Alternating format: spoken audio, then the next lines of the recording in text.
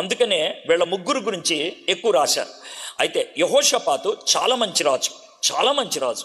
ఆయన గురించి మీరు చదువుతూ ఉంటే ఇంత మంచి రాజు ఎందుకు ఇలా అయిపోయాడు అనే ప్రశ్న మీకు రావచ్చు.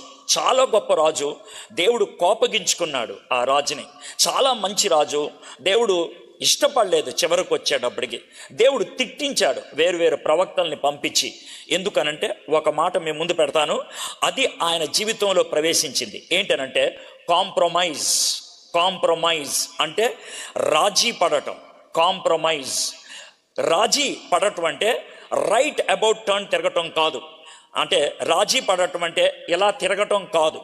రాజీ పడటం అంటే ఇలా వెళ్ళాల్సిందే కొంచెం ఇలా తిరగటం, అది రాజీ పడటం అనేది పూర్తిగా ఎవరికి కూడా ఆపోజిట్ డైరెక్షన్లో వెళ్తున్నట్లు ఉండదు, అస్సలు ఉండదు. రాజీ పడినట్లు నీకొక్కడికే తెలుస్తుంది, ఇంకెవరికీ తెలియదు. నువ్వు ఉండాల్సినటువంటి మార్గములో లేవని ఎలా ఉంటుందంటే, రాజీ పడిన రోజు కూడా మిమ్మల్ని ఎవరన్నా ప్రశ్నించి, ఏ బాబు ఈరోజు ప్రార్థన చేసి దేవుని వాక్యం చదువుకున్నావా అంటే చదువుకున్నాను అంటావు. నువ్వు అబద్ధం ఆడలేదు, నిజమే చెప్పావు. నువ్వు ముందు అరగంట సేపు దేవుని వాక్యం చదువుకుంటాను అన్నప్పుడు ఏం జవాబు ఇచ్చావో ఈరోజు కూడా అదే జవాబు చెప్పావు. ఆ రోజు బైబిల్ చదివావు, ఈరోజు బైబిల్ చదివావు. కానీ రాజీ పడినప్పుడు అరగంట సేపు బైబిల్ చదవలా, 10 నిమిషాలే చదివావు. ఎవరికీ తెలియదు. అది నువ్వు డీవియేట్ అయినట్లు ఎవరికీ తెలియదు. నువ్వు అనుకున్న మార్గం నుంచి కొంచెం పక్కకు వచ్చినట్లు ఎవరికీ తెలియదు, నీకొక్కరికే తెలుసు. ఒకవేళ చాలా క్లోజ్గా ఎవరైనా ఎట్లాగా దేవుని వాక్యం బాగా చదువుకున్నావా అని కొంచెం డీటెయిల్స్లోకి వెళ్ళారనుకో, నీతో నువ్వు ఆర్గ్యూ చేసుకుంటాను. నిన్న బాగా చదివాను, మొన్న బాగా చదివాను, కానీ ఈరోజు నాకు ఒంట్లో బాగాలేదు, ఈరోజు లెగుద్దాం అనుకున్న టైంలో నేను లెగవలేదు, ఈరోజు అమ్మ పని చెప్పింది, ఈరోజు నాన్న వర్క్ ఇచ్చాడు, ఈరోజు క్లాస్లో వర్క్ ఉంది, ఈరోజు అది ఇది, కాబట్టి 10 నిమిషాలు చదివాను. దేవుడు హంటర్ పట్టుకుంటాడా? దేవుడు అంత స్ట్రిక్ట్గా ఉంటాడా? నేను చదివాను కదా, దేవుడు అండర్స్టాండ్ చేసుకుంటాడు. నీతో నీవు ఆర్గ్యూ చేసుకుంటావు. But you have compromised. Compromise అలా స్టార్ట్ అవుతుంది నీ లైఫ్లో. ఈరోజు అరగంట చదవాల్సింది 15 నిమిషాలు చదివావు, 2 రోజుల తర్వాత 5 నిమిషాలు చదువుతావు, ఆ తర్వాత బైబిల్ కూడా చదవు. కాంప్రమైజ్. నువ్వు ఒక్కసారిగా ఈ విధంగా తిరగవు. It takes 10 steps to come to that direction. 10 మెట్లు 10 డైరెక్షన్లు మారిస్తే అప్పుడు మాత్రమే ప్రజలకు అర్థమవుతుంది. కానీ ఈ మార్పు చాలా స్లోగా ఉంటుంది కాబట్టి ప్రజలు కూడా గుర్తించలేరు. నువ్వు కూడా మామూలుగా ఉండిపోతావు. ఎంత చక్కగా ఒకప్పుడు దేవునితో చక్కగా విశ్వాస సహవాసంలో ఉన్న వ్యక్తివి ఆపోజిట్ డైరెక్షన్కి వెళ్తావు, కానీ అలాగ నెమ్మదిగా జారిపోతావు. దానిని కాంప్రమైజ్ అంటారు, దాన్ని రాజీ పడిపోతాం అంటారు. A.W. టోజర్ 21వ శతాబ్దంలో ఆదిలో 20వ శతాబ్దపు ఆదిలో అతి గొప్ప బైబిల్ టీచర్ అని ఆయనకి పేరుంది. అతి గొప్ప బైబిల్ టీచర్ అని. ఆయన పుస్తకాలు తెలుగులోకి కొన్ని అనువదించారు. A.W. టోజర్. ఎక్కడైనా A.W. టోజర్ అన్న పేరు కలిగిన పుస్తకం దొరికితే ఏ మాత్రం సంకోచించకుండా కొనేసుకొని చదివేసుకోండి. చాలా అద్భుతమైనటువంటి బైబిల్ టీచర్ ఆయన, గొప్ప బైబిల్ బోధకుడు. ఆయన చాలా నిక్కచ్చిగా మాట్లాడతాడు. ఆయనంటే కొంతమందికి ఇష్టం ఉండదు, ఎందుకనంటే మొహమాటం లేకుండా మాట్లాడతాడు, నేరుగా మాట్లాడతాడు. బైబిల్లో ఏమైతే ఉందో దాన్నే ప్రచురిస్తాడు. ప్రజలని మెప్పించాలని ఆయన ఎప్పుడు మాట్లాడు. అందుకనే ఆయనంటే కొంతమందికి ఇష్టం ఉండదు. ఆయన ఒక మాట చెప్పాడు, a compromised Christian is no better than a non Christian. A compromised Christian is no better than a non Christian. రాజీ పడినటువంటి క్రైస్తవుడు క్రైస్తవేతరుడి కంటే పెద్ద గొప్పోడేం కాదు, క్రైస్తవేతరుడి కంటే పెద్ద వ్యత్యాసం కలిగిన వాడు కాదు, క్రైస్తవేతరుడి కంటే మంచోడేం కాదు. రాజీ పడిన క్రైస్తవుడు క్రైస్తవేతరుడి కంటే మంచోడేమీ కాదు, ఇద్దరు ఒకటే. A compromised Christian is equivalent to a non Christian.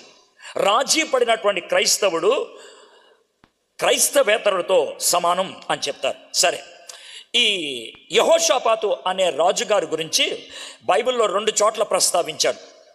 మొదటి రాజులు 22వ అధ్యాయం. నేను ఈరోజు చాలా పెద్ద ప్రసంగం చేద్దాం అనుకున్నా, చాలా లేట్ అయిపోయింది కాబట్టి చాలా చిన్నది చేసేస్తాను. కాకపోతే మీకు రిఫరెన్స్లు ఇస్తాను, స్టోరీ లెక్కన చదువుకుంటే వెళ్ళిపోండి. ఏ అధ్యాయంలో ఏముంటుందో మీకు చెప్పేస్తాను. కాబట్టి అది మైండ్లో పెట్టుకొని మీరు చదువుకోగలిగితే మీరు చాలా పాఠాలు నేర్చుకుంటారు. కీలకమైనటువంటి పాయింట్స్ మాత్రం కొన్ని మీకు చెప్తాను అంతే. మీరు ఇది నాది 3rd మెసేజ్ కదా. 2వ దినవృత్తాంతములు 21వ అధ్యాయం అంతా మనకి ఉంటుంది. యెహోషాపాతు ఆష అనేటువంటి రాజుగారి యొక్క కొడుకు. 35 సంవత్సరాలప్పుడు ఆయన యోధా దేశానికి రాజయ్యాడు. 25 సంవత్సరాలు పరిపాలించి ఆయన చచ్చిపోయాడు. అంటే 60 ఏళ్ళకి ఆయన చచ్చిపోయాడు. వాళ్ళ కొడుకు 32 ఏళ్ళకి రాజయ్యాడు. 8 ఏళ్ళు పరిపాలించి చచ్చిపోయాడు. అంటే 40 ఏళ్ళకి ఆయన చచ్చిపోయాడు. ఊరినే లైఫ్ స్టోరీ అంతా మీకు చెప్తున్నా. ఇప్పుడు చూద్దాం. ఇప్పుడు 17వ అధ్యాయం తీయండి. అక్కడక్కడ కొన్ని వచనాలు మనకి చూడటానికి ప్రయత్నం చేద్దాం. రాజీ పడినటువంటి యెహోషాపాతు యొక్క పాజిటివ్ లైఫ్ చూడాలంటే 17వ అధ్యాయంలో చూడాలి. రాజీ పడిపోయినటువంటి యెహోషాపాతు ఎందుకు రాజీ పడ్డాడు తర్వాత విషయం, అసలు ఆయన జీవితం ఎలాంటిది, ఆయన ఎలాంటోడు అనేది తెలుసుకోవాలనుకుంటే కనుక 17వ వచనం కనుక మనకి చదివితే అర్థమైపోతుంది. 17వ వచనంలో యెహోషాపాతు గురించి 3 విషయాలు మీకు చెప్పదలుచుకున్నాను. ఒకటి, హీఈస్ వెరీ స్పిరిచువల్. ఆయన చాలా ఆత్మీయమైనటువంటి భక్తి కలిగినటువంటి వాడు. He is very spiritual. రెండోది ఏంటనంటే కనుక ఆయన మంచి నిర్ణయాలు తీసుకొని అందరినీ కూడా స్పిరిచువల్ లెవెల్లో పెంచాడు. తన రాజ్యం అంతటిని కూడా స్పిరిచువల్ లెవెల్లో పెంచాడు. మూడోది, దేవుడు అతన్ని చాలా స్ట్రాంగ్గా చేశాడు. 3 విషయాలు చెప్పాను కదా. నేను కొన్ని వచనాలు చదువుతాను 17వ అధ్యాయంలో. మీకు యెహోషాపాతు గురించి ఒక రఫ్ ఐడియా వస్తుంది, యెహోషాపాతు ఎలాంటోడు అని. తర్వాత అతనికి బదులుగా అతని కుమారుడైన యెహోషాపాతు రాజై ఇశ్రాయేలీలు తన మీదకి రాకుండా తన రాజ్యమును బలపరుచుకొనెను. అతడు యూదా దేశములోను ప్రాకార పురములన్నిటి అందును సైన్యములను ఉంచి యూదా దేశమందును తన తండ్రి అయిన ఆస పట్టుకొనిన ఎఫ్రాయిము పట్టణముల యందును కావలి బలములను ఉంచెను. యెహోవా అతనికి సహాయుడై ఉండగా యెహోషాపాతు తన తండ్రి అయిన దావీదు ప్రారంభ దినముల్లో నడిచిన మార్గమందు నడుచుచు బయలుదేవతను ఆశ్రయింపక తన తండ్రి దేవుని ఆశ్రయించుచు ఇశ్రాయేలీలు వారి చర్యలను వెంబడింపక ఆయన ఆజ్ఞను అనుసరించి నడిచెను. కాబట్టి యెహోవా అతని చేత రాజ్యమును స్థిరపరచెను. యూదా వారందరూ యెహోషాపాతునకు పన్ను ఇచ్చుచుండిరి. అతనికి ఐశ్వర్యమును ఘనతయు మెండుగా కలిగెను. యెహోవా మార్గముల యందు నడుచుకొనుటకు అతడు తన మనసును దృఢపరచుకుని వాడై ఉన్నత స్థలములను దేవతా స్తంభములను యూదాలో నుండి తీసివేసెను. ఈ 6 వచనాలు చదివితే మనకి యూదా గురించి ఒక ప్రొఫైల్ వచ్చేస్తుంది. ఒక ప్రొఫైల్ అంటే ఆయన క్యారెక్టర్ ఎలాంటిది అనేది చాలా స్పష్టంగా అర్థమైపోతుంది. అతని క్యారెక్టర్ ఎలాంటిది, దేవుడు తన పితరులతో ఏ విధంగా నడవమని చెప్పాడో ఇందులో దావీదుని మెన్షన్ చేశాడు. దావీదు ఆరంభ దినాలు, ఎందుకంటే దావీదు లేటర్ డేస్లో పడిపోయాడు 1-2 సార్లు, ఇన్ఫ్యాక్ట్ 4 సార్లు పడిపోయాడు దావీదు. చివరి దినాల్లో 4 సార్లు పడిపోయాడు. పడిపోకముందు దేవుని యొక్క హృదయానుసారుడుగా ఎలా ఉన్నాడో యెహోషాపాతు అలా జీవించాడంట. అతని గురించి ఇచ్చినటువంటి మార్గం ఇది. కాబట్టి మీరు ఇప్పుడు చక్కగా దేవునిలో ఎదుగుతూ ఉండొచ్చు. ఇప్పుడు మీరు దేవుని వాక్యాన్ని పొద్దున్నే లేచి చదువుకుంటూ ఉండొచ్చు. ఇప్పుడు మీకు కాస్త ఖాళీ దొరికితే చాలు దేవుని వాక్యాన్ని ఆలోచించాలని, ఆరాధించాలని, నా విశ్వాసులతో కలిసి మాట్లాడుకోవాలని ఆ విధమైనటువంటి తృష్ణ మీకుంటూ ఉండొచ్చు. వండర్ఫుల్. యెహోషాపాతు అలాంటోడే. అంతేకాకుండా ఆయన స్పిరిచువల్లే కాకుండా తన రాజ్యాన్ని స్ట్రాంగ్గా చేశాడు. తన రాజ్యాన్ని స్ట్రాంగ్గా చేశాడంటే చుట్టూ కూడా ప్రాకారాలు పెట్టుకున్నాడు. ఎవడు కూడా తన దగ్గరికి రాకుండా ఉండటానికి కట్టుదిట్టమైనటువంటి ఏర్పాట్లు చేశాడు. అంతేకాకుండా దేవుడు సెక్యూరిటీని ఇచ్చాడు. అందుకనే 3 పదాలు ఉపయోగించాను. He spiritual, he strong and he had security. ఎవరి సెక్యూరిటీ? దేవుడు అతన్ని భద్రపరిచాడు. దేవుడు ఎందుకు భద్రపరిచాడు? దేవుడు ఎంపిక చేసిన మార్గంలోనే వెళ్ళాడు. దేవుడు ఆలోచించిన విధంగానే వ్యవహరించాడు. He is perfect. చాలా అద్భుతమైనటువంటి వ్యక్తి. అంతేకాదు మనము 7వ వచనం నుంచి 9వ వచనం దాకా, ఇక నుంచి నేను చదవను, 7వ వచనం నుంచి 9వ వచనం దాకా చదివితే 2 రకాల మనుషుల్ని తన పబ్లిక్లోకి పంపించాడు. ఎవరు ఆ 2 రకాలంటే అఫీషియల్స్, నాయకుల్ని పంపించాడు. రెండోది లేవీల్ని పంపించాడు. పేర్లు కూడా రాశాడు. నాయకుల్ని పంపించాడు, లేవీల్ని పంపించాడు. ఇప్పుడు చదువుతూ ఉండొద్దు, ఎందుకంటే మీరు చదివిన తర్వాత తలపైకి ఎత్తిన తర్వాత నేను ఎక్కడికో వెళ్తాను, ఎక్కడికి వెళ్ళాడని మళ్ళీ బుర్రగొక్కుంటారు. జస్ట్ గుర్తు పెట్టుకోండి, 7 నుంచి మీరు ఏం చేస్తారో నాకు తెలుసు, అందుకనే నేను ఆ విధంగా మాట్లాడేస్తాను. ఈడెవడో నా బుర్రలో దూరినట్లున్నాడు అని అనిపించవచ్చు, నాకు తెలుసు, అందుకే ఇప్పుడు చదవద్దు. 7 నుంచి 9 దాకా ఆయన 2 పంపించాడు, అఫీషియల్స్ని పంపించాడు, నాయకుల్ని, లేవీల్ని పంపించాడు. పేర్లు కూడా రాశాడు. వాళ్ళకి ఏమని చెప్పాడంటే, రే మీరు జాగ్రత్తగా అందరికీ బోధించండి, ధర్మశాస్త్రము బోధించండి, స్క్రిప్చర్ బోధించండి, లేఖనాలు బోధించండి, వాళ్ళు యథార్థంగా ఉండాలని బోధించండి, అన్యాయంగా ఉండకూడదని మీరు చెప్పండి అని ఆయన పంపించాడు. ఇది ఆయన చేసిన పని. 7 నుంచి 9 దాకా. 10వ వచనం నుంచి మనము చివరి దాకా చూసినట్లయితే ఆయన చేసిందంటే చుట్టూ రాజ్యాలకి సెక్యూరిటీని పెట్టుకుంటూ వచ్చాడు. దేవుడు ఆయనకి సెక్యూరిటీని ఇచ్చాడు, తాను రాజుగా తన రాజ్యానికి సెక్యూరిటీని ఇచ్చాడు. కాబట్టి ఈ 19 వచనాల్లో, 17వ అధ్యాయంలో 19 వచనాల్లో వీ హ్యావ్ గుడ్ యెహోషాపాత్. చాలా మంచి యెహోషాపాత్ ఉన్నాడు. దేవుడు యెహోషాపాత్ స్టోరీని ఎందుకు పెట్టాడంటే, ఈయన మంచోడు, చాలా గొప్పోడు, చాలా ఆత్మీయుడు, నాకు ఇష్టమైనటువంటి వాడు, నా హృదయానుసారుడైనటువంటి దావీదులాగా వ్యవహరించినటువంటి వాడు, దిస్ ఇస్ యెహోషాపాత్ అని దేవుడు ఇంట్రొడక్షన్ ఇప్పించాడు మనకి. ఇప్పుడు చూద్దాం, 18వ వచనంలోకి వద్దాం. Let's come to 18th verse. 18th verseలో తనకి ఈ రాజీ పడటం, కాంప్రమైజ్ అవ్వటం అనేది అది ఒక కెటాస్ట్రాఫిక్గా వచ్చింది, సడన్గా వచ్చింది. అర్థమైందా? అది ప్రీ ప్లాన్డ్గా రాలేదు. గుర్తుపెట్టుకోండి, రాజీ పడటం అనేది ప్లాన్డ్గా చేసేది కాదు, ఆలోచించి చేసేది కాదు, గబుక్కున చేసేది. ఆ స్పర్ ఆఫ్ ద మూమెంట్ అంటారు. ఆ మూమెంట్లో నాకేం చేయాలో తెలియక ఆ మాట అనేసాను, ఆ మూమెంట్లో నాకేం చేయాలో తెలియక అటు వెళ్ళిపోయాను, ఆ మూమెంట్లో నాకు ఎటెల్లాలో తెలియక అలా చేసేసాను. That is called compromise. గుర్తుపెట్టుకోండి, రాజీ పడటం అనేది ఊహించని పద్ధతుల్లో జరుగుద్ది. టైటానిక్ పడవ అంతా బాగా చేశారు, ఒక ముక్క పెయింట్ ఏదో అదే ఎరగొట్టింది. చైనా వాళ్ళు 21,000 కిలోమీటర్లు కట్టారు, కానీ సెక్యూరిటీ వాళ్ళకి నేర్పించాల్సిన పాఠాలు నేర్పించలేదు. అదే వాళ్ళకి సమస్య తీసుకొచ్చి పెట్టింది. నువ్వు అన్ని ఏరియాల్లో బాగుండే ఉండొచ్చు, there is one area that is unguarded, దాన్ని భద్రపరచుకోలేదు. స్పర్ ఆఫ్ ద మూమెంట్లో ఆ చిన్న సన్నివేశంలో అయితే 18వ అధ్యాయంలోకి వెళ్ళక ముందు మీకు లిటిల్ బిట్ ఆఫ్ జాగ్రఫీ చెప్పాలి. కొంచెం భౌగోళిక చెప్పాలి, కొంచెం పాలిటిక్స్ మీకు చెప్పాలి. ఏంటి అనంటే, ఇస్రాయేల్ అనేది ఒక పెద్ద దేశంగా ఉండేది. 12 గోత్రాలు కలిగిన ఇస్రాయేల్ అనేది ఒక పెద్ద దేశంగా ఉండేది. పెద్ద దేశం అంటే మరీ పెద్దదేం కాదు, మన ఈస్ట్ గోదావరి అంత ఉంటుంది అంతే. అర్థమైందా? అది ఇస్రాయేల్ దేశం ఒరిజినల్గా. దానికి 12 గోత్రాలు. అర్థమైందా? ఈ 12 గోత్రాల ఇస్రాయేల్ దేశాన్ని 3 రాజులు ఒకళ్ళ తర్వాత ఒకళ్ళు 40 ఏళ్ళు పరిపాలించారు. ఒక్కొక్కళ్ళు. మొదట సౌలు, తర్వాత దావీదు, తర్వాత సొలొమోన్ 120 ఏళ్ళు పరిపాలించారు వాళ్ళు. 1050 నుంచి వాటి తన చావుతో ఇస్రాయేల్ రాజ్యం 2 ముక్కలైపోయింది. ఆంధ్ర తెలంగాణ లాగా 2 ముక్కలైపోయింది. దీనికి ఒరిజినల్ పేరేంటి? ఆంధ్రప్రదేశ్. ఒరిజినల్ పేరు ఆంధ్రప్రదేశ్. ఆంధ్రప్రదేశ్ ఒరిజినల్ అయితే 2 ముక్కలైతే ఒక ముక్కకు ఆంధ్రప్రదేశ్ అనే పేరు ఉంది, అది మనకి ఇక్కడున్న వాళ్ళకి. రెండోది తెలంగాణ అనే పేరు వచ్చింది. అదేవిధంగా ఇస్రాయేల్ దేశం 2 ముక్కలైపోయింది. ఆ 2 ముక్కల్లో ఒక ముక్క 10 గోత్రాలకు చెందింది, దానికి ఇస్రాయేలు అని పేరుంది. కానీ అంతకంటే చాలా చిన్నది ఒక రాజ్యం ఉన్నది, దాన్ని యోధా అని అన్నారు. మీకు క్లారిటీ వచ్చింది కదా? ఇస్రాయేల్ దేశం ఉత్తరాన్ని ఉంటుంది, యోధా కింద ఉంటుంది. భౌగోళికం చెప్తున్నా, ఎందుకు చెప్తున్నానో మీకు అర్థమవుతుంది. మొదటి 3 వచనాల్లోనే మీకు అర్థమైపోద్ది అనమాట. అందుకని చెప్తున్నా, యోధా కింద ఉన్నది అంటే యెహోషాపాతు అంటే మ్యాప్ చూస్తే కింద ఉండేవాడు. కింద ఉన్నాడు అంటే గొయ్యి తవ్వుకొని ఉన్నాడు అనుకోవద్దు, అంటే మ్యాప్ ఎలా చూస్తాం కదా, అందుకని చెప్తున్నా. ఆయన కింద ఉండేవాడు, సౌత్ దక్షిణాన్ని ఉండేవాడు. ఇస్రాయేల్ దేశం నార్త్ ఉండేది. ఈ దక్షిణాన్ని ఉన్నటువంటి యోధా దేశానికి రాజధాని యెరూషలేము, ఉత్తరాన్ని ఉన్నటువంటి ఇస్రాయేల్కి రాజధాని సమరయ. ఈ ఊరిని జస్ట్ భౌగోళికం చెప్తా ఉన్నాను. ఇప్పుడు మీకు చెప్పాను కదా. అయితే ఇస్రాయేల్ దేశాన్ని పరిపాలిస్తున్నటువంటి రాజు అప్పట్లో ఆహాబు. అదే టైంలో యెహోషాపాతు పరిపాలిస్తున్నాడు. ఆహాబు చాలా దరిద్రమైనవాడు. ఎందుకు ఆహాబు దరిద్రమైనవాడు అంటే ఆయనకి పక్క దేశపు రాజుగారి కుమార్తె నచ్చింది. ఆమె పేరు జెసిబెల్. ఆమెని తెచ్చిపెట్టుకున్నాడు. ఈ జెసిబెల్ వచ్చేటప్పుడు ఒక్కతే రాలా. ఆమె వచ్చేటప్పుడు దేవతలను తెచ్చుకుంది. దేవతను ఒక్కదాన్నే తీసుకురాలా, బొమ్మలను ఒక్కదాన్నే తీసుకురాలా.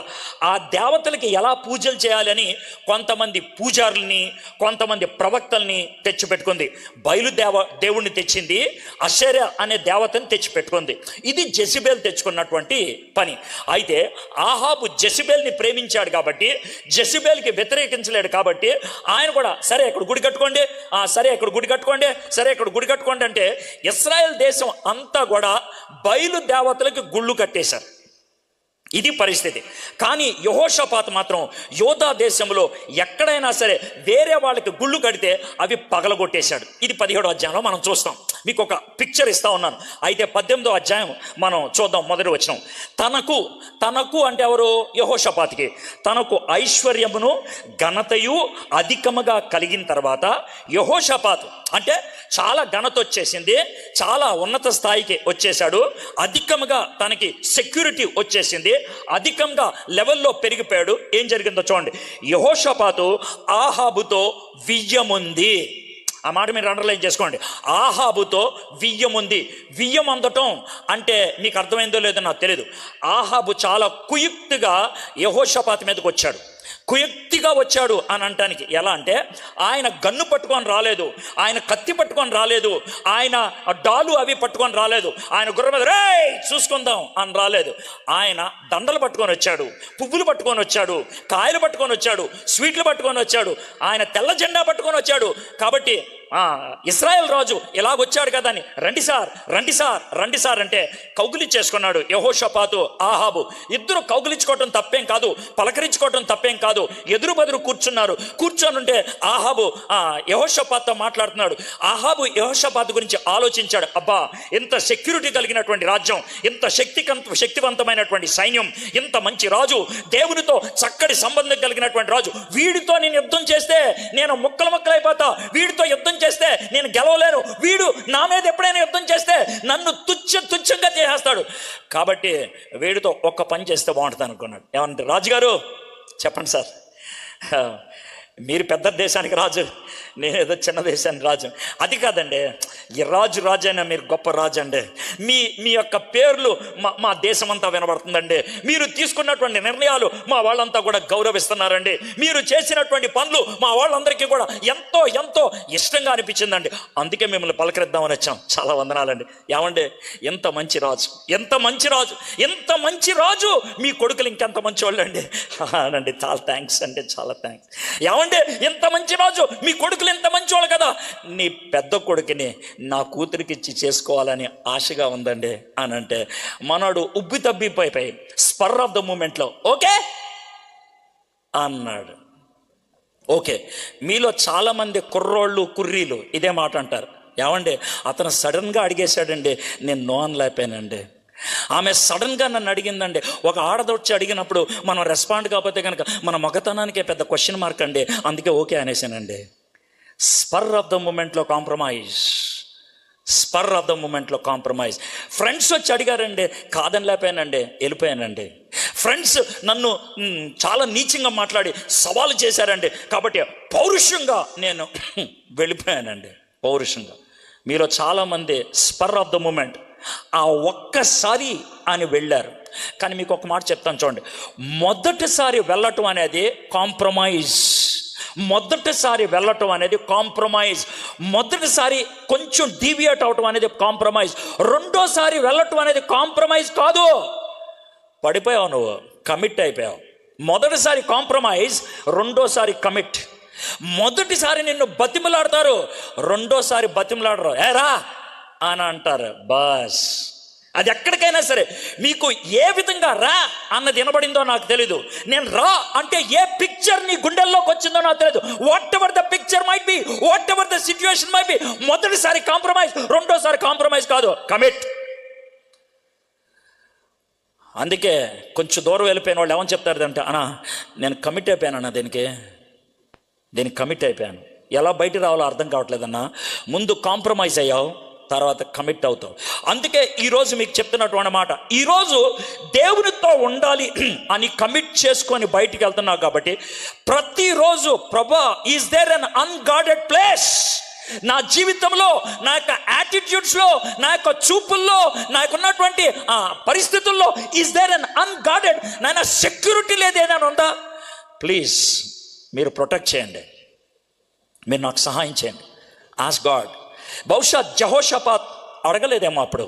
యెహోషాపాత్కి అడిగే గుణం ఉందని మనం 19వ అధ్యాయంలో నేర్చుకుంటాం, 18వ అధ్యాయంలో కూడా నేర్చుకుంటాం. ఎవరిని? దేవుణ్ణి అడిగే గుణం ఉందని. సరే, ఈ విధంగా అయిన తర్వాత ఏమైందంట, కొన్ని సంవత్సరములు గతించిన మీదట షోమ్రోనులో నుండి ఆహాబు నద్దకు పోయాను.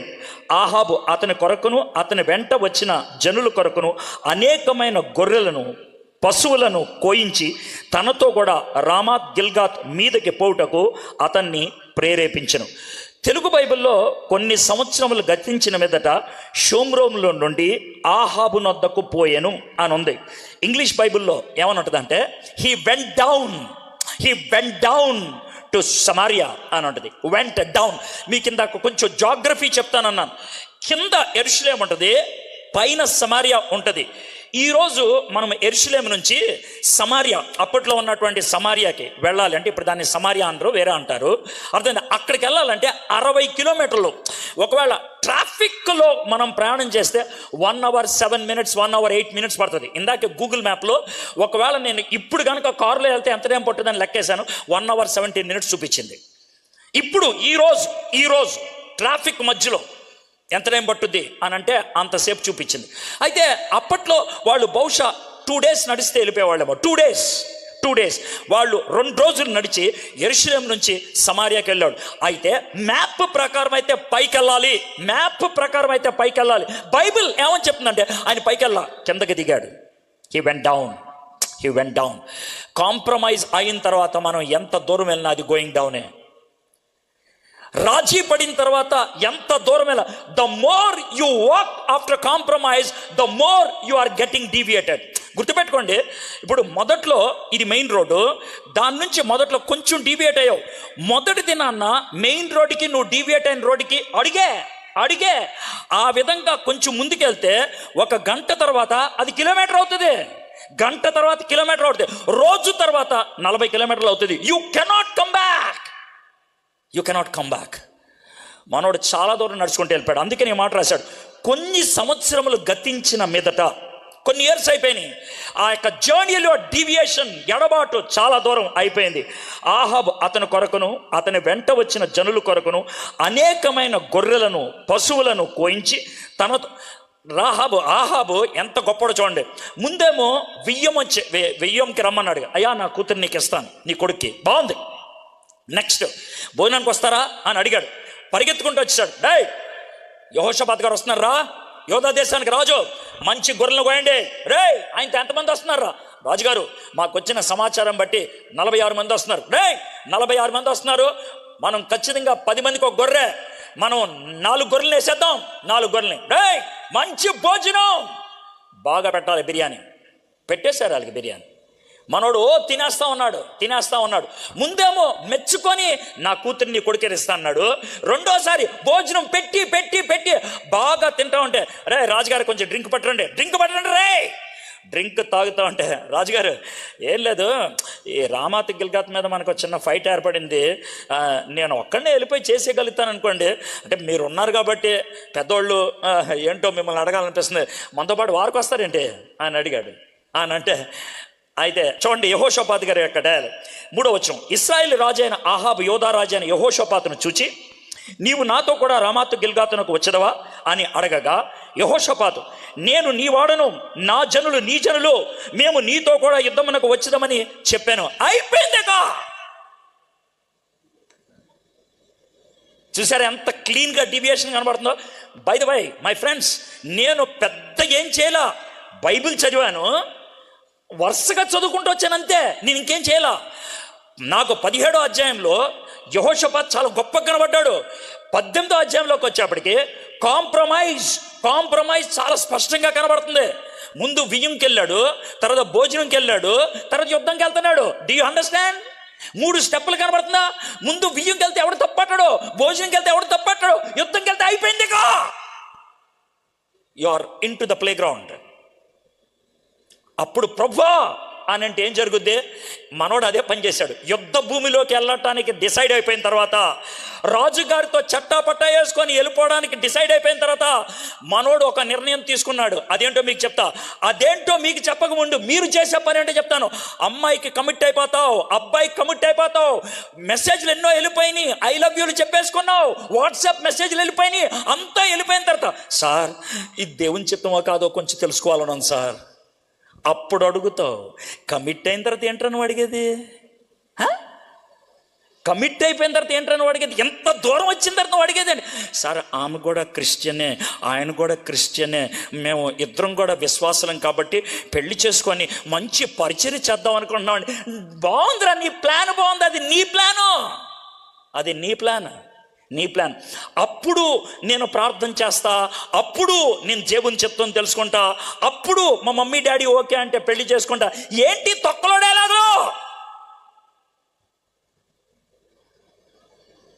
ఇప్పుడు చూద్దాం 4వ వచనం. మరియు యెహోషాపాతు ఇజ్రాయెల్ రాజుతో, చూడండి డైలాగ్ చూస్తే మీకు అర్థమవుద్ది. ఏంటి సార్ మీరు ఎంత గౌరవంగా అనేసారంటే ఇప్పుడు చూడండి డైలాగ్. నేడు యెహోవా యొద్ద సంగతి విచారణ చేయదము రెండనగా. చూసారు ఇప్పుడు? మీకు అర్థమవుతుంది? ఇప్పుడు మనోడు డిసైడ్ అయిపోయి కూతుర్ని కొడుకునిచ్చేయడానికి రెడీ అయిపోయాడు, భోజనంకి వెళ్తానికి రెడీ అయిపోయాడు, యుద్ధానికి వెళ్తానికి రెడీ అయిపోయాడు. యుద్ధానికి వెళ్తానికి రెడీ అయిన తర్వాత దేవుణ్ణి అడుగుదామా? అప్పుడు దేవుణ్ణి అడుగుదామా? మై ఫ్రెండ్స్, దేవుణ్ణి అడగాలి, కానీ ఎప్పుడు అడగాలి? బిగినింగ్లో అడగాలి. ఎవడైనా సరే బస్సు ఎక్కక ముందు సార్ ఈ బస్సు ఎక్కడికి వెళ్తుందని అడుగుతాడు, అంతేనా? బస్సు ఎక్కక ముందు అడగాలి ఈ బస్సు ఎక్కడికి వెళ్తుందని. అలా అడగకుండా బస్సు ఎక్కి కొంచెం దూరం వెళ్ళింది సార్ ఎటు వెళ్తుంది సార్ దీన్ని అంటే ఏమనాలా? నా లైఫ్లో అలాగే జరిగింది. నా లైఫ్లో ఎలాగ తప్పమంటారా? రాజమండ్రిలో రాత్రి 12 గంటలకి 2 ఫలక్నుమాలు వస్తాయి. రాజమండ్రిలో రాత్రి 12 గంటలకు 2 ఫలక్నుమాలు వస్తాయి. అర్థమైందా? ఫలక్నుమాలే 2. ఒకటేమో హైదరాబాద్ వెళ్ళే ఫలక్నుమా, ఇంకోటేమో వైజాగ్ వెళ్ళే ఫలక్నుమా. నేను తాడేపులగూడెంలో వాక్యం చెప్పి గబగబా ప్లాట్ఫామ్ మీదకి వచ్చేసి ఎదురుగా ఫలక్నుమా అని కనబడితే ఎక్కేసి, నాది ఏసీ భోగి కదా అని దాంట్లో ఎక్కేసి అలా వెళ్తే నా సీట్ దగ్గర ఎవడో పడుకొని ఉన్నాడు. ఇది నాదే అని అన్నాను నేను. ఈలోగా టికెట్ కలెక్టర్ వచ్చాడు. ఆ టికెట్ కలెక్టర్ నన్ను గుర్తుపట్టి ప్రైజ్ ది లార్డ్ బ్రదర్ అన్నాడు. ఏమైందో చెప్తాను చూడండి. ప్రైజ్ ది లార్డ్ బ్రదర్ అన్నాడు కాబట్టి సరిపోయింది. అంటే బ్రదర్ ఏమైందంటే, సార్ నాది A28 సార్, ఈయన లేడు సార్, ఈయన ఎవరో ఉన్నారు సార్ అంటే, ఏ సార్ నన్ను చూడండి. బ్రదర్ మీరు తప్పెక్కారు బ్రదర్ అని అన్నాడు. ఏ అని అంటే, మీరు హైదరాబాద్ ఎక్కాల్సిన ఫలక్నుమా ఎక్కలేదు సార్, మీరు వైజాగ్ వెళ్ళే ఫలక్నుమా ఎక్కారు. ఆయా, నాకు నెక్స్ట్ మార్నింగ్ షూటింగ్ ఉన్నదే, నాకేం చేయాలో అర్థం కావట్లేదు. సార్ ఏంటి సార్ పరిస్థితి అంటే, సార్ దీనికి ఇంకా 2 స్టాపులు సార్, ఒకటి సామలకోట, 2 తుని, ఆ తర్వాత వైజాగ్ అని అన్నాడు.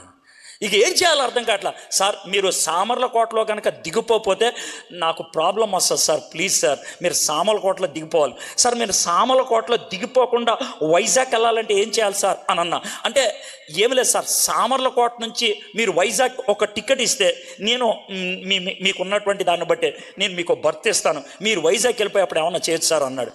అప్పటికప్పుడు నా బుర్ర విపరీతమైన ఫాస్ట్గా పనిచేసి మొబైల్లో స్వార్థరాజు గారికి ఫోన్ చేయి, సార్ గారు నాకు చిన్న సాయం చేసి పెట్టండి సార్, ఒక టికెట్ కొని నాకు ఇప్పించాను సార్, నేను బయటికి వెళ్ళి కొనుక్కొని అంతసేపు సామలకోటలో ట్రైన్ ఉండదానంటే ఆయన పంపించాడు, టికెట్ ఇచ్చాడు. నేను చేయగలిగే పని, వైజాగ్ ఎన్ని గంటలకు వెళ్తుంది? 4 గంటలకి.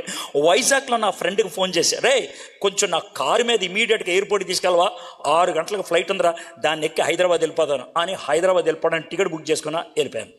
అయితే నేను నేర్చుకున్న పాఠం ఏంటి తెలుసా? అడగాలి డీటెయిల్స్ స్టార్ట్ అవ్వకముందు, ఆ తర్వాత మనం ఏం చేయలేం. అవునా కదా?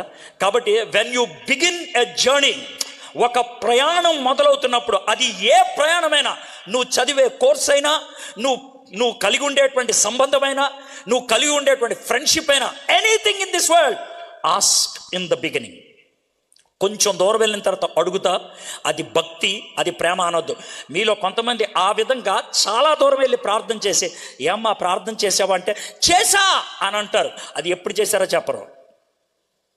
అది ఎప్పుడు చేశారో చెప్పరు. యెహోషాపాత్ అలాగా ప్రార్థన చేయడానికి ప్రయత్నం చేస్తే ఆహాబు దగ్గర చాలామంది ప్రవక్తలు ఉన్నారు, చాలామంది 400 మంది ప్రవక్తలు ఉన్నారు. ఆ 400 ప్రవక్తలు వచ్చి రాజుగారు విజయం మీదే, రాజుగారు విజయం మీదే అని అంటే యెహోషాపాత్ చూశాడు. యెహోషాపాత్ బిలీవర్ కదా, యెహోషాపాత్కి దేవుడితో సంబంధం ఉంది కదా. ఈ 400 మంది చూసి కాదు సార్, కాదు ఏంటి కాదు సార్, వీళ్ళు కాదు సార్, వీళ్ళు కాదు సార్. ఇక్కడ ఎవరైనా యెహోవాకి సంబంధించినటువంటి ప్రవక్త ఉన్నాడా? ఇక్కడ ఎవరైనా యెహోవాకి ఐ అప్రిషియేట్ యెహోషాపాత్. కానీ బాధ అనిపిస్తుంది, ఆయన రాజీ పడి డీవియేట్ అయిపోయి అప్పుడు అడుగుతున్నాడు యెహోవాకు సంబంధించినటువంటి ప్రవక్త ఎవడైనా ఉన్నాడా?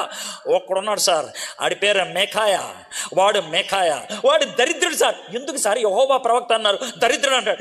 ఎప్పుడు వచ్చినా కూడా నాకు నెగిటివ్గానే చెప్తాడు సార్, ఎప్పుడు వచ్చినా కూడా నన్ను తిడతాడు సార్, ఎప్పుడు వచ్చినా కూడా గద్దిస్తాడు సార్. వాడు నాకు నచ్చడు సార్. నా గురించి సేమ్ స్టేట్మెంట్ వేస్తారు చాలామంది. ఇందాక ఎవరో సాక్ష్యం చెప్తున్నారు, ఎడ్వర్డ్ గారు మాట్లాడుతుంటూ కొట్టినట్లే ఉంటుంది అనేసి. పాపం ఆయన ఎవరో పెద్ద ఆయన, అర్థమైంది. ఆయన ఒక్కడే కదండి, 100% నేను స్టేజ్ ఎక్కడ ఇటు తిడతాడరా.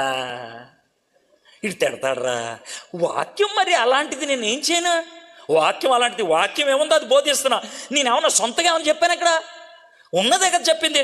యెహోషాపాతు అప్పుడు మేకాయాని పిలిస్తే ఆ మేకాయాన్ని పిలుచుకొని వచ్చారు. వస్తే మేకాయ వచ్చిన తర్వాత దారిలో ఎవరైతే మేకాయని తీసుకొస్తున్నారో, అంటే మీరు స్టోరీ చదువుతారులే, టైం లేదు కాబట్టి దారిలో మరే 400 మంది ప్రవక్తలు మన రాజుగారికి అంతా ఫేవరబుల్గా చెప్పారు, మీరు కూడా అలాగే మాట్లాడేసండి. దారిలోనే మీకు అర్థమైందా? దారిలోనే మేకాయతో ఒకటి చెప్పేశాడు, నేనేం కల్పించట్లే, అక్కడ ఉంటుంది. మీరు రాజుగారికి కొంచెం ఫేవరబుల్గా మాట్లాడాలంటే మేకాయ ఏమంటాడంటే, అట్లా ఏం కాదండి, దేవుడు ఏం చెప్పమంటే అదే చెప్తాను, నిజమే చెప్తాను, అబద్ధం చెప్పను అని అంటాడు. వచ్చారు. అంటే సమరయ సిటీ ఉంటుంది కదా, షోమ్రోన్ పట్టణం యొక్క సిటీ గేట్ ఉంటుంది. ఆ గేట్ దగ్గర 2 కుర్చీలు వేశారు. ఒక కుర్చీ మీద ఆహాబ్ కూర్చున్నాడు, ఇంకో కుర్చీ మీద యెహోషాపాత్ కూర్చున్నాడు. అద్భుతమైన దేదీప్యమైనటువంటి రాజుగారి వస్త్రాలు కాలు మీద కాలు వేసుకొని అలా కూర్చొని మికాయ వచ్చాడు. నేను అనుకుంటాను యెహోషాపాత్ నిలబడి నమస్కారం చెప్పుకుంటూ ఉంటారు, ఎందుకంటే ప్రవక్తను వాళ్ళు గౌరవిస్తారు కాబట్టి.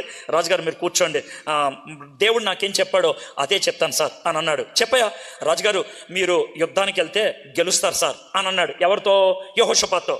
మీరు వెళ్తే కనుక గెలుస్తారు అని అంటే ఆహాబ్ కానీ యెహోషాపాత్ కానీ అమ్మయ్యా అనుకుంటారు. అయ్యా కానీ నాకు ఒక దర్శనం కనబడుతుందయ్యా, నాకు ఒక పిక్చర్ కనబడుతుందయ్యా. ఏంటి అని అంటే ఇశ్రాయేల్ దేశం అంతా కూడా కాపరి లేని గొర్రెల వలె అయిపోతారయ్యా అని అంటే అర్థం ఏంటి? ఇశ్రాయేల్ దేశపు రాజు లేచిపోతాడు అని అర్థం. స్ట్రైట్ చెప్పేశాడు ఆయన, అర్థమైందా? స్ట్రైట్ చెప్పేస్తే దేవుడికిను దేవదూతలకి ఒక చిన్న కాన్వర్జేషన్ జరిగింది. ఇప్పుడు ఆహాబుని లేపేయాలి, ఎలాగా ఏం చేస్తే బాగుంటుంది అని అంటే దేవదూతలేమో కొంతమంది దెయ్యాలను తీసుకొచ్చారు సార్. ఆ దెయ్యాలు మేము చూసుకుంటామండి ఆహాబ్ సంగతి అని అన్నారు. ఒక దెయ్యం గాడు ఏమని చెప్పాడంటే, ఏం లేదంటే నేనేం చేస్తానంటే, ఆయన దగ్గర చాలామంది పనికిమాలిన ప్రవక్తలు అన్నారు కదా, ఆ ప్రవక్తలు నేను దూరతా అంటే దెయ్యం దూరిందనమాట. దెయ్యం దూరి నేను అద్భుతమైన ప్రవచనం పలికిస్తా, ఆ ప్రవచనం అబద్ధం, ఆ ప్రవచనం ప్రకారం నువ్వు గెలుస్తావు, విజయం నీదే అని ఆ అబద్ధ ప్రవక్తలతో నేను అంట. ఇది నేను కల్పించలా, అక్కడ ఉంటుంది, మీరు చదవండి ఇంటికి వెళ్ళిన తర్వాత 18వ అధ్యాయం చివరికి వస్తే సేమ్ టు సేమ్ ఉంటుంది అని అంటే. అప్పుడు ఈ 400 మందిలో ఒక ప్రవక్త ఉంటాడే, వాడి కోపం వచ్చి ట్యాప్మని లంప్ మీద కొడతాడు. ఎవరిని? మికాయాని. ఎందుకు కొట్టాడంటే కోపం వచ్చి, ఎందుకంటే వీళ్ళందరినీ అబద్ధ ప్రవక్తలు అన్నారుగా, కొట్టి అరే ఆ అబద్ధ దోత లేకపోతే అబద్ధ ఆత్మ ఎటులిందిరా, అరే ఏంటి జైల్లో పడేయండిరా అంటే ఆహాబ్ ఏమంటాడు తెలుసా, వీడికి కొంచెం బ్రెడ్ ద్రాక్షారసం తప్పించి నేను వచ్చేదాకా ఇతన్ని బయటకు వదిలిపెట్టద్దంటే మేకాయ చాలా సింపుల్గా, మీరు వచ్చేదా నేను అప్పుడు దాకా మీరు ఉంటే కదా స్ట్రైట్గా అనేసాడు, అప్పుడు దాకా మీరు ఉంటే కదా, ఒకవేళ మీరు బతికి వెనక్కి వస్తే నేను మాట్లాడింది జీవం కలిగిన దేవుని తోడు కాదు అని అంటాడు. అయిపోయిందండి 18వ అధ్యాయం. అయితే చివరికి వచ్చిన తర్వాత చూడండి, ఆహాబ్కి ఇప్పుడు డబుల్ గేమ్. ఒకటేమో అబద్ధ ప్రవక్తలు ఎలాండా విజయం ఇస్తా అన్నాడు, ఇప్పుడు నిజమైన ప్రవక్త వచ్చి నువ్వు పోతావు అని చెప్పాడు. ఇక మనోడికి భయం వేస్తుంది. భయం వేసి చూడండి, యెహోషాపాతు ముందు స్లిప్ అయ్యాడు వియ్యంకి వచ్చి, తర్వాత రెండోది దిగొచ్చేసాడు బియ్యాన్ని తినటానికి. తర్వాత యుద్ధానికి ఓకే అనేసాడు. ఆ తర్వాత దేవుడిని సీన్లోకి తీసుకొచ్చి చెప్పించుకున్నాడు. దేవుడు మంచోడు కాబట్టి యెహోషాపాతు నీకు విజయం ఇస్తానన్నాడు. అయితే ఇప్పుడు చూడండి ఆహాబు యొక్క గేమ్లో ఎంత ఘోరమైన పరిస్థితికి వెళ్ళిపోతారు. రాజుగారు ఆత్మీయమైనటువంటి వ్యక్తి, అంత గొప్ప తెలివి కలిగినటువంటి వాడు, ఇంత బుద్ధిహీనమైన నిర్ణయానికి ఎలాగా ఒడిగట్టాడు నాకు తెలియదు. ఆహాబు యెహోషాపాతు గుర్రం మీద వెళ్తూ ఉంటారు, ఇద్దరు కూడా వెళ్తూ ఉంటే ఆహాబు యెహోషాపాతు వైపు చూసి ఏమండే యెహోషాపాతు గారు ఏమని చెప్పండి. ఏం లేదు, మనం ఇద్దరు రాజుగారు డ్రెస్ వేసుకొని వెళ్తే కానీ పెద్ద కన్ఫ్యూజన్ వస్తుంది, కానీ ఓ పని చేస్తారంటే మీరు రాజుగారుగా ఉండండి, నేను మామూలు సైనికుడిగా మారిపోతాను అన్నాడు. అంటే అది డ్రామా కాదు. ఇప్పుడు ఎవడైనా సరే అటాక్ ఎవడి మీద చేస్తాడు? రాజు మీద. సో ఆ విధంగా యెహోషాపాతుని లేపేస్తారు, నేను సేఫ్గా ఉంటాను అని అనుకొని వెళ్ళిపోయాడు. సో అందరూ జనాలు యెహోషాపాతు మీద యుద్ధానికి వచ్చేసారు, రాజు ఆయన అనుకొని. ఆ తర్వాత కొద్దిసేపటికి అర్థమవుతుంది, ఈడు కాదురా, ఈయన యోధా దేశపు రాజు, ఈయన వదిలేసేయండి రా అని అంటూ ఉంటారు. జాగ్రత్తగా ఉనండి. చివరిలోకి వచ్చినప్పుడు నాకు చాలా విచిత్రం అనిపిస్తుంది. ఏంటనంటే 30వ వచనం, సిరియా రాజు, మీరు ఇశ్రాయేల్ రాజుతోనే యుద్ధం చేయడి, అదములతోనైనను అధికులతోనైనను చేయవద్దని తనతో కూడా ఉన్న వారి రథములు చెప్పాను. కాగా యెహోషాపాతు కనబడుతూనే రథాధిపతులు అతడు ఇశ్రాయేలు రాజు అనుకొని యుద్ధం చేయుటకు అతని చుట్టుకొండ్రు. కానీ యెహోషాపాతు మొర్ర పెట్టినందున యెహోవా అతనికి సహాయం చేశాను. దేవుడు అతని యుద్ధ నుండి వారిని తొలగిపోవున్నట్లు చేశాను. దేవుడు సహాయం చేశాడు. అర్థమైందా? ఆ టైంలో కూడా డీవియేట్ అయిపోయినప్పుడు కూడా చిన్న ప్రార్థన చేస్తే దేవుడు సహాయం చేశాడు. ఎందుకు? తర్వాత అయినా బతుకు మార్చుకుంటాడని. అది ఆయన ఉద్దేశం. ఎట్లనగా రథాధిపతులు అతడు ఇశ్రాయేలు రాజు కాడని తెలుసుకొని అతన్ని తరుముట మాని తిరిగిపోయారు. ఇప్పుడు చూడండి. అప్పుడు ఒకడు, 33వ వచనం, అప్పుడు ఒకడు, నాకు ఇది అసలు ఖతర్నాక్ అనిపిస్తుంది. అప్పుడు ఒకడు గురి చూడకే అంటే ఎలా పెట్టి కొట్టింది కాదు, ఎలా కొట్టింది. మీకు అర్థమైందా? మళ్ళీ చెప్తా, ఇలా పెట్టి కొట్టింది కాదు, ఎలా కొట్టింది. అక్కడ బైబిల్లో ఉన్న మాట ఇది, నేనేం కల్పించట్లా. అప్పుడు ఒకడు గురి చూడకే ఒక వింటిని ఎక్కబట్టి ఇశ్రాయేలు రాజును అతని కవచపు బందుల సందున కొట్టగా. బందుల సందు అంటే ఏంటి చెప్తాను. ఇక్కడ కవచం ఉంటుంది కదా, ఇలాగా ఈ కవచాన్ని ఇక్కడ మధ్య అంటే జాకెట్కి వెనకాల కడతారే అలాగన్నాడు. ఆడవాళ్ళ జాకెట్కి వెనకాల కడతారు అలాగా. చిన్న సందు మాత్రం ఓపెనింగ్ ఉంటుంది, చిన్న సందు. మిగతాదంతా కూడా బ్రాంజ్. అర్థమైందా? మిగతాదంతా ఇత్తడితో తయారు చేసినటువంటి కవచం. ఆ కవచం కొంతమంది రాజులు అయితే బంగారంతో కూడా చేపించుకుంటారు కవచం. అయితే ఆ కవచం గుచ్చుకుంది అనుకోండి, బాణం టప్పని పడిపోద్ది. ఒకే ఒక చోట బాణం బాడీకి తగులుతుంది. అది ఇక్కడ ఒక చోట. చూడండి, మనోడు ఎటో చూసి కొడితే ఆ బాణం స్ట్రెయిట్గా ఆ చిన్న రంధ్రంలోకి వెళ్ళి దిగింది. అంటే ఆ బాణాన్ని ఎవరు డైరెక్ట్ చేస్తూ ఉంటారు? చెప్పండి నాకు మీరు. ఎవరంటే? దేవుడు నిన్ను లేపేయాలనుకుంటే నిన్ను కాపాడేవాడు ఎవడు లేడు ఈ లోకంలో. మీకు క్లియర్గా అర్థమవుతుంది కదా? దేవుడు నిన్ను లేపేయాలనుకుంటే నిన్ను కాపాడేవాడు ఎవ్వడు లేడు. దేవుడు నిన్ను కాపాడదలుచుకుంటే నిన్నెవ్వడేం చేయలేడు. అది యెహోషాపాతు, ఇది ఆహాబు. నువ్వు యెహోషాపాతువా ఆహాబుగా డిసైడ్ చేసుకో. గుచ్చుకుంది, మనోడు పడిపోయాడు. ఎవడో కనబడితే నన్ను వెనక్కి తీసుకెళ్ళరా అన్నాడు.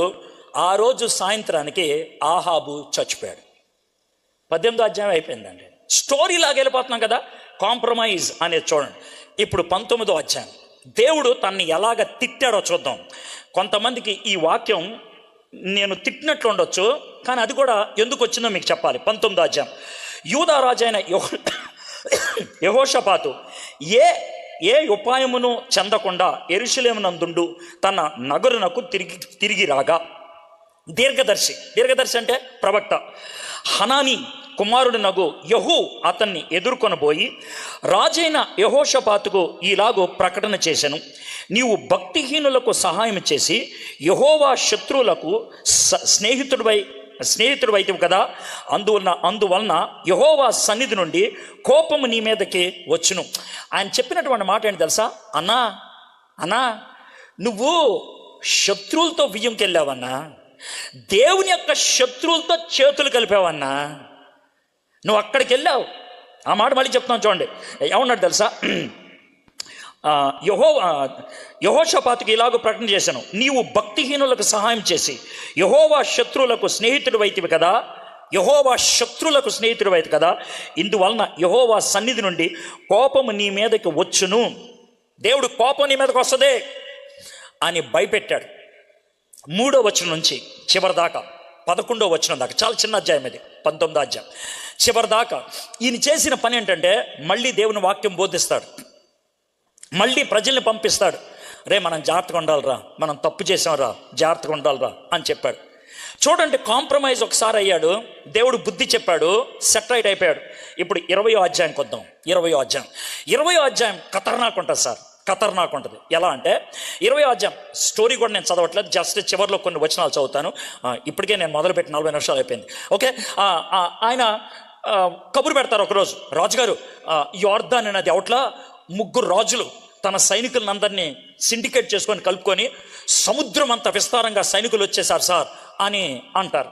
అంటే యెహోషాపాతు తనకున్న అలవాటు ప్రకారం, దేవా నన్ను ఏం చేయమంటావు ప్రభా అని ప్రార్థన చేశాడు. దేవుడు ఏమన్నాడంటే, ఏం భయపడద్దు, యుద్ధానికి వెళ్ళు, యుద్ధము నాది, యుద్ధము యెహోవాదే. అక్కడే కనబడుతుంది అనమాట. మీరు వెళ్ళండి, మీరు యుద్ధ భూమిలో నించోండి అని అంటే యెహోషాపాతు ఎంత ధైర్యంగా వ్యవహరిస్తాడంటే, ఎంత విశ్వాసంతో వ్యవహరిస్తాడంటే, చంటి పిల్లల్ని, స్త్రీలను, గర్భిణీ స్త్రీలను, పాలిచ్చే బిడ్డలు ఉన్నటువంటి తల్లుల్ని మొత్తం అందరినీ యుద్ధ భూమిలోకి వచ్చామంటాడు. అందరినీ కూడా దేవుణ్ణి ఆరాధించమంటాడు, పాటలు పాడమంటారు. ఆ విధంగా వాళ్ళు పాటలు పాడతా వాళ్ళు మొత్తానికి యోర్దాను నది దాటి అవతలికి వెళ్ళిపోయేటప్పటికి జరిగిందేంటి తెలుసా, అక్కడ ఉన్నటువంటి సైనికులంతా పడి చచ్చిపోయారు. ఏం జరిగింది, రాత్రి అయినప్పుడు 3 దేశాల నుంచి సైనికులు వచ్చారు కదా, 3 రాజులు కలిసి వచ్చారు కదా, ఒకళ్ళ మీద ఒకళ్ళకి డౌట్ వచ్చి ఒకళ్ళనొకళ్ళు పొడి చేసుకున్నారు.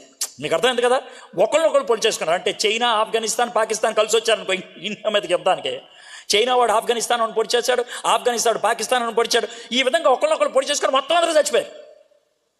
వీళ్ళు వెళ్ళి వాళ్ళు ఆ సైనికుల దగ్గర ఉన్నటువంటి యుద్ధ సామాగ్రి కానీ, బంగారమే కానీ, వెండే కానీ తెచ్చుకోవడానికి 3 రోజులు పట్టిందంట. తెచ్చుకోవడానికి 3 రోజులు పట్టింది. ఇంత గొప్ప యెహోషాపాతు అంటే సెటరైట్ అయిపోయాడు, మళ్ళీ సెటరైట్ అయిపోయాడు. ఇప్పుడు మనం చివరికి వచ్చేద్దాం. ఆయన రాజు అయినప్పుడు 32 ఏళ్ళు అది ఇది అని చెప్పాడు కదా, చివరికి వచ్చేప్పటికి ఆయన మళ్ళీ అహాజ్యాతో కలిసి ఆయన తన నిర్ణయాలు మార్చుకున్నాడు. 37వ వచనం చూద్దాం. యెహోషాపాతు యూదా రాజ్యమును ఏలెను. అతడు ఏలనారంభించినప్పుడు 35 సంవత్సరముల వాడు. యెరూషలేములో 25 సంవత్సరములు ఏలెను. అతని తల్లి అంతా చెప్పారు. 32 అతడు యెహోవా దృష్టికి యథార్థముగా ప్రవర్తించి తన తండ్రి అయిన ఆశా మార్గమందు నడుపుతూ వచ్చిన కోళ్ళు ఉంటుంది కదా, ఏమండి ఈ ఒక్క గుడి నా కోసం ఉంచండి, కాంప్రమైజ్ అయ్యాడు. ఈ ఒక్క గుడి నా కోసం ఉంచండి అని చెప్పుండి ఉంటారు.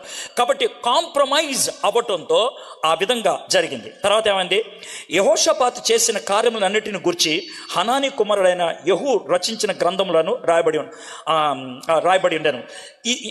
35 ఇది అయిన తర్వాత యోధా రాజైన యెహోషాపాతు మిక్కిలి దుర్మార్గముగా ప్రవర్తించిన ఇశ్రాయేలీల రాజైన అహజ్యాతో స్నేహము చేసెను. అక్కడేమో వాడే వచ్చి బియ్యం అడిగాడు, ఇక్కడేమో ఈయన అసఖ్యమైన అహజ్యాతో స్నేహం చేశాను. వాళ్ళు ఇద్దరూ కలిసి పడవలు తయారు చేద్దాం అనుకున్నాడు, కానీ దేవుడికి కోపం వచ్చి ఆ పడవలను కూడా పగలగొట్టేశాడంట. ఆ తర్వాత యెహోషాపాతు చచ్చిపోయాడు, పాతి పెట్టేశారు. ఓవర్. యెహోషాపాతు 2 times కాంప్రమైజ్ అయ్యాడు. ఒకసారి కాంప్రమైజ్ అయ్యి తన కొడుక్కి అన్య దేవతలను పూజించేటువంటి ఒక అమ్మాయిని తీసుకొచ్చి పెళ్లి చేశాడు.